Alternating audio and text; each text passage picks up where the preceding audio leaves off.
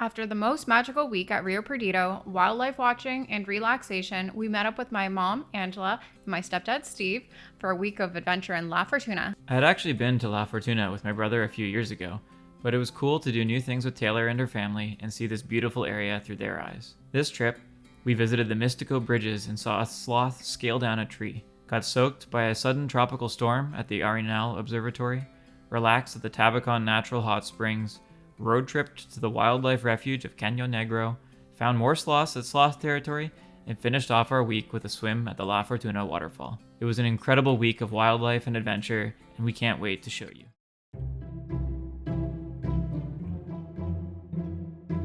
The drive from Rio Perdido to La Fortuna was beautiful. We decided to take the route around Lake Arenal and pulled over at scenic locations and of course had lunch. We spent most of the day driving, running errands, and getting settled in our Airbnb. A very different pace from our week of wellness at Rio Perdido. If you missed it, check out part 1 of our Costa Rica trip and our last video. The following morning, we woke up early and headed to Mistico Bridges for a guided tour through the hanging bridges and to see wildlife, my favorite part. The Mistico grounds were so nice. So many lush tropical plants and cool animals like the eyelash viper, blue jeans frog, and even a sloth climbing down a tree. Seeing a sloth coming down a tree is actually a pretty rare thing to witness, since they only descend about once a week, with the sole purpose of doing their weekly bathroom trip. So it was cool that we actually got to see it climbing rather than just mossing up in a tree like usual. If it weren't for our guide, I don't think we would have spotted even half as much as we ended up seeing. So many of these creatures are incredibly tiny, like the blue jeans frog or poison dart frog, which is only up to 1 inch big. In general, the animals are impressively great at camouflaging into their surroundings. Something else we noticed are the leafcutter ants. You may have seen ant trails before, but these were on an entirely other level, more like an ant highway. Across the paths in Mistico, we would see these highways of ants carrying leaves to their underground nests. They don't actually eat the leaves themselves, instead using them as compost for a fungus that is in turn fed to the colony. Who knew? One of my favorite wildlife experiences at Mistico was the eyelash pit viper. It was shockingly tiny, only about 12 inches tall on the tree. Wild to think that something so small carries enough venom to kill a human. The tour ended with a gorgeous view of Arenal. Steve, Taylor's stepdad, and I decided to fly our drones here. We sent them up and over the tree canopy until we hit a wall of no-fly zone, a few kilometers out from the volcano.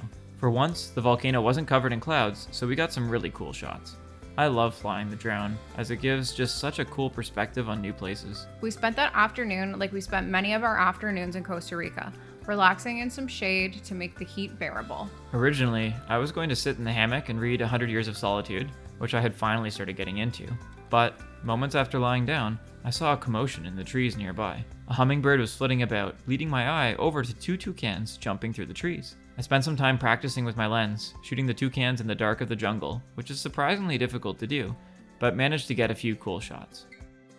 The next day, we went to the Arenal Observatory. This is a major place for birds, wildlife, and plant life. The gates on the way in looked almost like Jurassic Park, setting an interesting mood for the observatory. We started with the Sino Trail, right near the entrance. It was cool seeing some of my favorite plants in the wild, like the elephant ear and even an alocasia. Although, alocasias aren't actually native to Costa Rica, so I'm not really sure about this, but it was still cool. We saw coyotes playing, various birds like curassow,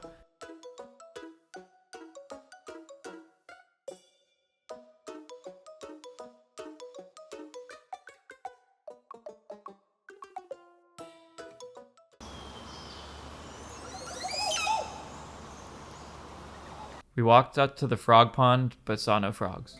Almost like when we went to Goats and Glaciers in Alberta and saw no goats. It started raining, but we all had on rain gear, so we figured we could continue our walk to the waterfall. We thought about swimming in the waterfall, but given the weather, decided to just take photos and head back along a different trail amongst my new favorite type of tree, the rainbow eucalyptus tree. They reminded me of something out of a Dr. Seuss book. We ended up around a farm, took some moody shots, and came across an incredible bird that I thought was a hummingbird, was actually a rufous-tailed jacamar. A gorgeous bird, and now one of my favorite photos of all time. Same.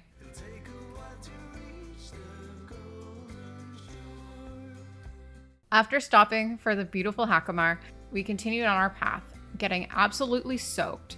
My waterproof shoes and water-resistant coat could not handle the Costa Rican rains. The only person not soaked in our party was Callum. His Arc'teryx jacket could actually stand up to the Costa Rica rains thanks to Gore-Tex. Huzzah. I'm so glad my coat kept the rain off me. I could use it to shelter my camera and keep my gear safe. It was cool to see how much the humidity allowed for microclimates to form against the mountains, with spontaneous clouds appearing and disappearing. We ended up waiting out the storm under the roof of one of the lodge areas before deciding to head over to the museum and grab a coffee. The museum had a video on how Lake Arenal was made. This involved the clearing of 2,500 peoples from Arenal and Tronadora communities, damming a river and flooding the valley to create the second largest lake in Central America, also increasing Costa Rica's hydroelectric potential by 50%. This increase would supply electricity to over 40% of Costa Rica. 2 new communities were formed on higher ground to relocate the residents who were displaced by the forming of Lake Arenal.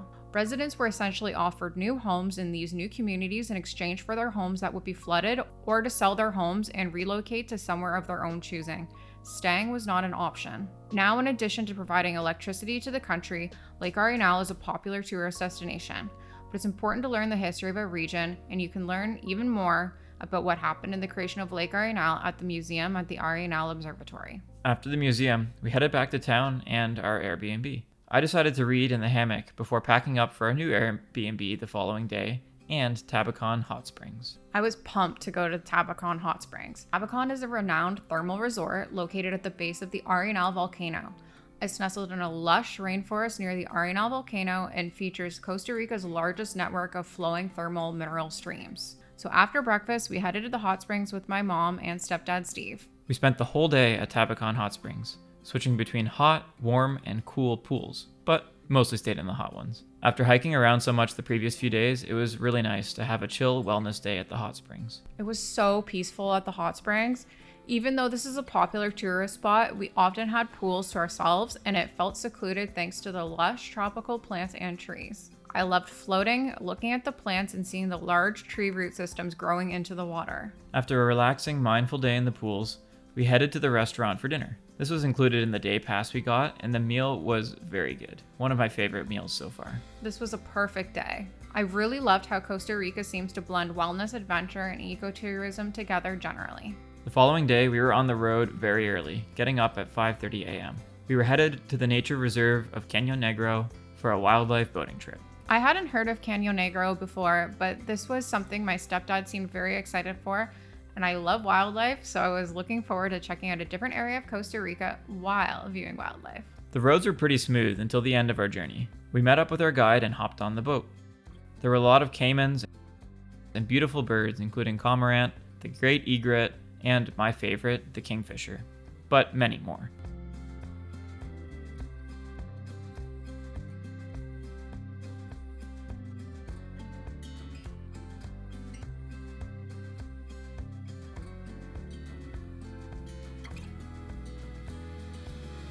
I love finding kingfishers around the world, seeing how they have adapted to the local ecosystem. This was the Amazon kingfisher, which was absolutely massive for a kingfisher. The Amazon kingfisher can be found from southern Mexico all the way through Central America to northern Argentina. They are about 12 inches long and can be found in freshwater lagoons, large rivers, and lakes. I love kingfishers because they can hover in the air, scoping out where they want to fish before dive bombing at incredible speeds. Callum had been telling me about how much he loves kingfishers for 2 years. I knew they were beautiful, but it was really fun trying to spot them for Callum to capture with his telephoto lens. And now I also love kingfishers. This boat trip made me realize how many cool species of birds there are out there, and also how hard it is to capture them with a camera. I particularly liked the cormorant, which are a prehistoric bird who perch on logs and hold their wings out to dry off. I think they're also known as aningus or snakebirds. Speaking of cool birds, we continued down the river until we made it to a large opening and saw the great egret. The great egret is the largest of the white heron species. They forage by wading slowly through shallow water and striking prey like fish, amphibians, and small reptiles with their sharp bills. This is such a majestic bird. I really wasn't expecting it. The environment was so lush in contrast to the murky river waters we had been boating in up until this point. Eventually, we made it to a restaurant where they provided us with snacks and soursop juice. In the afternoon, we boated towards the forest. We went on a forest walk, hoping to spot a jaguar, but instead we spotted a footprint of one and another blue jean frog. It was cool to walk through the forest, but I ended up with a bug bite on my eye. I'm allergic to some mosquitoes, so my eyelid ended up swelling up, but thankfully not until we were back at our Airbnb later on. After our forest walk, we began the boat ride back to where we started. We saw a green basilisk, which is a super cool lizard. They can even run on water, which gives them the name Jesus Christ lizard. We walked down the trail towards where we parked our car, and to top off the incredible day of wildlife, we saw a spider monkey. I was so excited to see a spider monkey. I had not seen one in the wild before, and as a monkey lover, this was really exciting. This trip has been really great for me and monkeys. But I must try to figure it out alone. Yeah, I must try to figure it out alone. And now, when you're gone. After watching the spider monkey for a couple of minutes, we went for dinner at a restaurant nearby. After dinner, we headed back to our Airbnb in La Fortuna. The next morning, we went to check out some sloths at the Sloth Territory. The Sloth Territory is on land owned by the Gonzalez family. They initially started this for birding, but eventually sloths came. We saw quite a few sloths, but they were very far away. I was glad I had my telephoto lens, as it really helped me appreciate the detail in the sloths. We did another guided tour. I feel this is a must, as sloths are really hard to spot. The tour was great, and the guide had a telescope and a tripod, so everyone had the opportunity to see the sloths. We saw two-toed sloths, three-toed sloths, and a juvenile sloth. We even saw a sloth flip upside down and scratch himself. We know it was a male sloth because of the stripe on his back. Our guide told us sloths are actually pretty dirty because of how slow they move. You can actually see algae growing on them, which is pretty wild. After our tour, we were served fruit and then headed back to our Airbnb. We had another relaxing afternoon, escaping the heat. In the evening, I took a time lapse of the sun setting over a pineapple field with a volcano in the background. There was a beautiful flash of light as the sun dipped behind the volcano.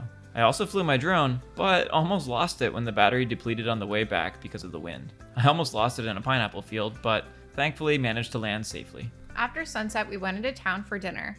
We went to Kappa Sushi and I tried plantain sushi. I figured, when else would I have this opportunity? It was pretty good. The following day, We went for coffee at a cafe called Abriagio, had a pretty good flat white, and then headed back to our Airbnb for a chill morning. we had plans to go to the La Fortuna Waterfall as our last activity, but this wasn't until later in the afternoon. So we went for a nice lunch at Don Rufino's, and Taylor and I split lasagna and ravioli. After our delicious lunch, look at this ravioli, we headed to the La Fortuna Waterfall.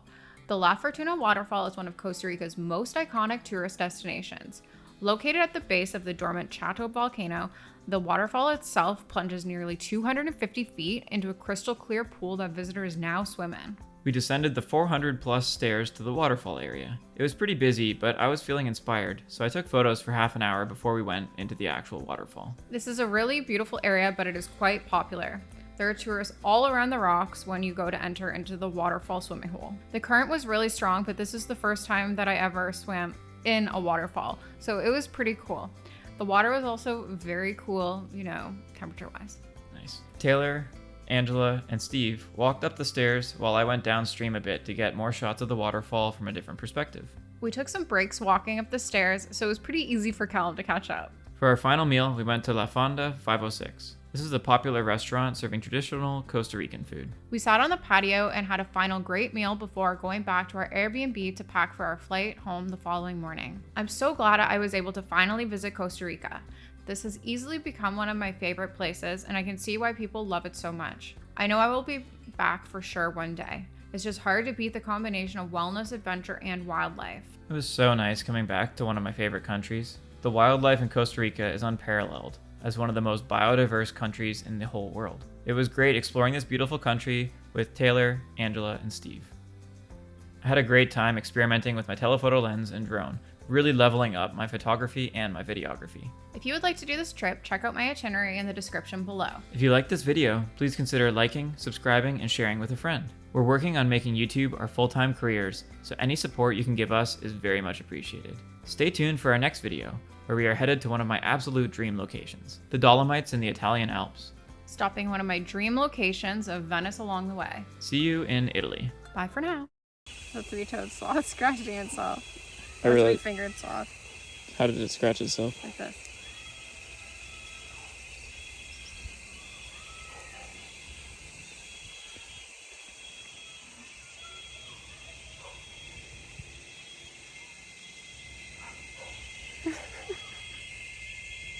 Oh, it was going upside down.